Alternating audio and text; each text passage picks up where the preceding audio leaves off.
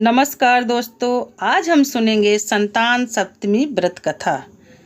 संतान सप्तमी व्रत भाद्रपद मास की शुक्ल पक्ष की सप्तमी को होता है। ये व्रत स्त्रियां अपने बच्चों की लंबी उम्र के लिए रहती हैं। निसंतान स्त्रियां पुत्र प्राप्ति के लिए रहती हैं।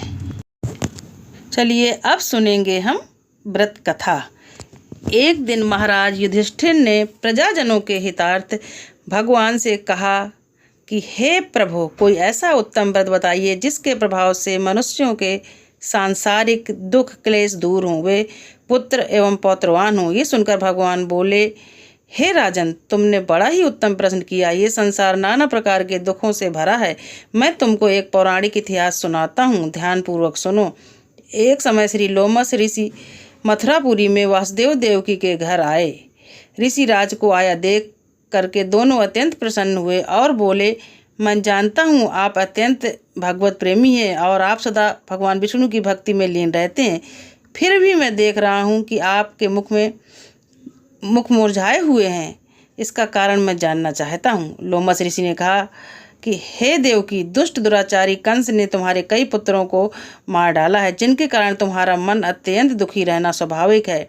इसी प्रकार हे देवकी, कभी राजा नहुस की पत्नी चंद्रमुखी भी दुखी रहा करती थी। जब उसने संतान सप्तमी का व्रत विधि पूर्वक किया तो उसके प्रताप से उनको संतान का सुख प्राप्त हुआ। ये सुनकर देवकी ने हाथ जोड़कर मुनि से कहा, हे ऋषिराज, कृपा करके उस रानी चंद्रमुखी का संपूर्ण वृतांत तथा इस व्रत का विधान विस्तार सहित मुझे भी बतलाइए, जिससे मैं भी इस दुख से छुटकारा पाऊं। लोमस ऋषि ने कहा, हे देवकी, अयोध्या के राजा नहुस थे। उनकी पत्नी चंद्रमुखी अत्यंत सुंदरी थी। उसी नगर में विष्णु नाम का एक ब्राह्मण भी रहता था। उसकी स्त्री का नाम भद्रमुखी था। वो अत्यंत रूपवान एवं सुंदरी थी। रानी और इस ब्राह्मणी में अत्यंत प्रेम था। एक दिन वो दोनों सरयू नदी में स्नान करने गईं। वहाँ उन्होंने देखा कि बहुत सारी स्त्रियां नदी के किनारे पूजा कर रही हैं। शंकर पार्वती जी की मूर्ति की स्थापना करके पूजा कर रही हैं। रानी और ब्राह्मणी ये देखकर उस मंडप में गईं और उन स्त्रियों से पूछा, हे बहनों, तुम महादेव पार्वती का किस कारण से पूजन व्रत कर रही हो? ये सुनकर स्त्रियों ने कहा कि हम संतान सप्तमी का व्रत संतान प्राप्ति हेतु कर रही हैं।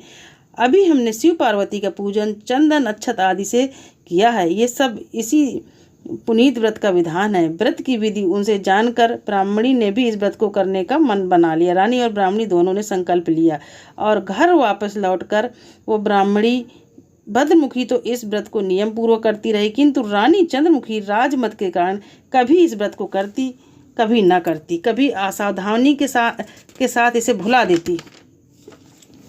कुछ समय बाद ये दोनों ही मर गईं, मतलब दूसरी योनि को प्राप्त हुई। दूसरे जन्म में रानी ने बंदरिया और ब्राह्मणी ने मुर्गी योनि में जन्म लिया। ब्राह्मणी मुर्गी की योनि में भी पिछले जन्म की बात नहीं भूली और भगवान शंकर तथा पार्वती जी का ध्यान करती रही। उधर रानी बंदरिया की योनि में भी सब कुछ भूल गई। थोड़े समय के बाद इन दोनों ने ये देह भी त्याग दी।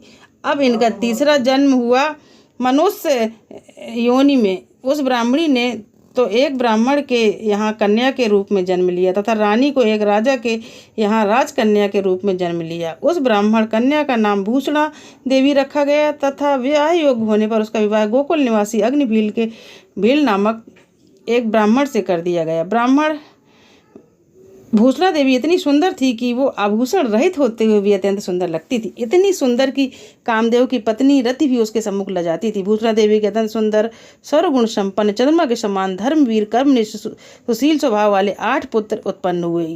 ये सब शिव जी के व्रत का ही फल था। दूसरी ओर शिव से विमुख रानी के गर्भ में कोई पुत्र नहीं हुआ। वो निसंतान होने से दुखी रहा करती थी। रानी और ब्राह्मणी में जो प्रीति पहले जन्म में थी वो अब भी बनी हुई थी। भूषणा देवी रानी से जब तक मिलती रहती थी। जब रानी वृद्धावस्था को प्राप्त होने लगी तब जाकर उसके एक कमजोर सा बच्चा पैदा हुआ। वो 9 वर्ष की आयु में क्षणभंगुर संसार को छोड़कर चला गया। अब तो रानी पुत्र के शोक में अत्यंत दुखी और व्याकुल रहने लगी। दैव योग से एक दिन भूषणा देवी ब्राह्मणी रानी के यहाँ अपने पुत्रों को लेकर जा पहुंची। रानी का हाल सुनकर उसे बहुत दुख हुआ, किंतु इसमें किसी का कहाँ बस है। प्रारब्ध के लेखे को स्वयं ब्रह्मा भी नहीं मेट सकते।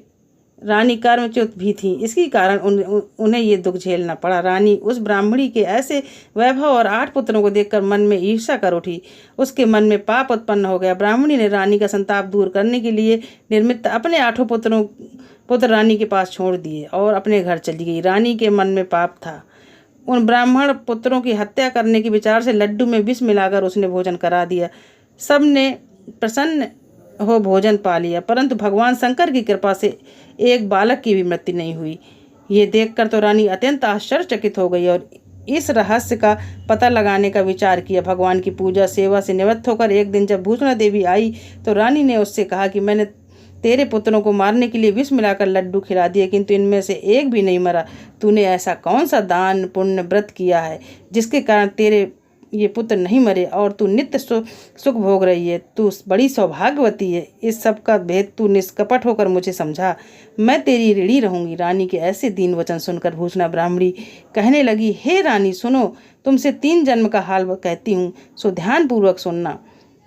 पहले जन्म में तुम राजा नहुस की पत्नी थी। तुम्हारा नाम चंद्रमुखी था, मेरा नाम भद्रमुखी था और ब्राह्मणी थी। तुम अयोध्या में रहते थे। मेरी तेरी बड़ी पटरी खाती थी, मतलब प्रीत थी। एक दिन हम दोनों सरयू नदी में स्नान करने गए।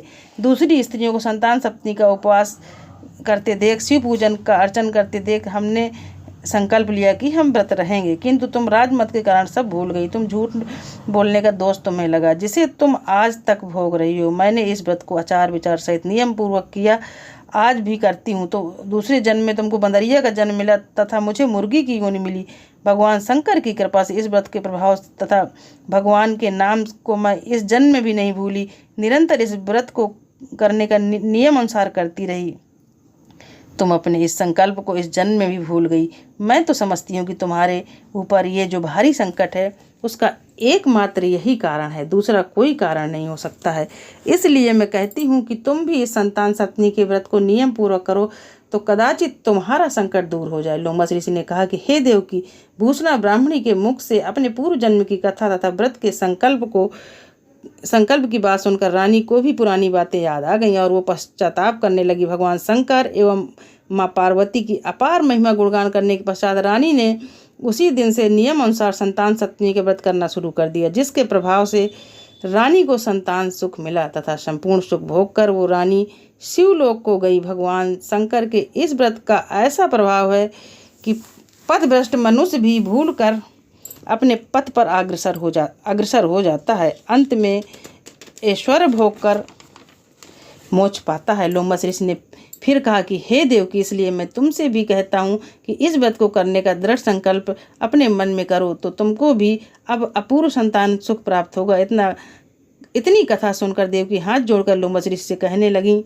हे ऋषिराज, इस पुनीत व्रत का विधान नियम आदि विधि पूर्वक मुझे समझाइए। ये सुनकर ऋषि मुनि बोले, हे देवकी, ये पुनीत व्रत भादों के महीने की शुक्ल पक्ष की सप्तमी के दिन किया जाता है। उस दिन ब्रह्म मुहूर्त में उठकर किसी नदी अथवा कुएं के पवित्र जल से स्नान करके स्वच्छ कपड़े पहनना चाहिए। फिर श्री भगवान शंकर तथा जगदम्बा माँ पार्वती जी की मूर्ति की स्थापना करें। इन प्रतिमाओं के सम्मुख सोने चांदी अथवा रेशम के तारों का एक धागा गंडा बनवाएं। उस गंडे में 7 गांठें लगनी चाहिए। इस गंडे को धूप दीप अष्टगंध से पूजा करके अपने हाथ में बांधें और भगवान शंकर से अपनी कामना सफल होने की शुद्ध भाव से प्रार्थना करें। तदंतर 7 पुआ बनाकर भगवान को भोग लगावें और साथ ही पुआ एवं यथाशक्ति सोने अथवा चांदी की एक अंगूठी बनवाकर इन सबको एक तांबे के पात्र में रखकर विधिपूर्वक पूजन करें। सदाचारी, धर्मनिष्ठ, कर्मनिष्ठ सत्पात्र ब्राह्मण को दान दें। इसके पश्चात 7 पुआ स्वयं भी प्रसाद के रूप में ग्रहण करें। इस प्रकार व्रत का पारण करें। भाद्रपद ही नहीं, प्रतिमास के शुक्ल पक्ष की सप्तमी के दिन भी इसको करना चाहिए।